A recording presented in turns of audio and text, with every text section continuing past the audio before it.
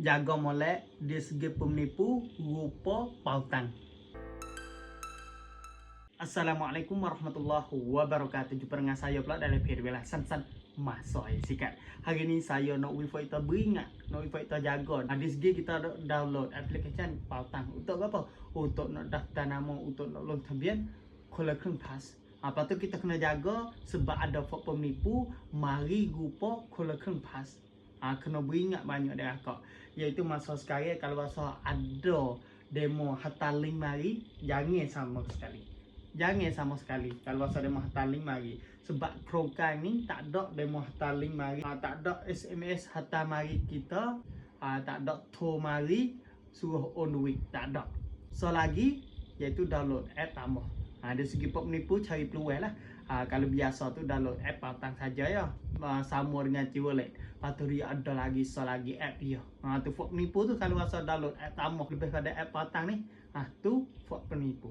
Di segi kerajaan dia dia tekan, dia nen, dia oyak jelas dia oyak cerak-cerak.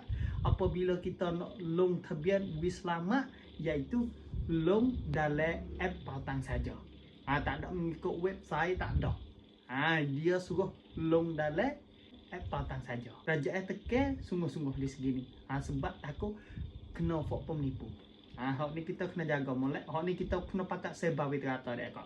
Takut kita tu gaduh berebut nak long dalam app pautang kok dia kana mengikut turut website, mengikut turut link hak dia hantar mari. Hak ni kita kena jaga.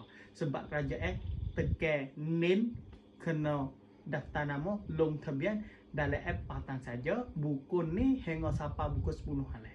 Kalau rasa dia hantar link suruh kita daftar nama, suruh kita long tabian, jangan sama sekali. Hak ni penipu. Dok jadi viral lah dari segi dadu, dari segi sangat dengan tambah hencak, ko dari segi mana-mana masa sekarang lari. Sebab tu kita kena tahu, sebab itulah kita kena jaga. Apabila kita tahu dah, kita jaga, kita beringat kita pun tu kecek, we pakat jaga belakang. Jangan wifi kita tu kena menipu, jangan wifi kita tu kena mengenak dengan penipu ni. Tu dia. Kalau rasa kita tahu dah, pakat sebarlah, we sama kata. InsyaAllah.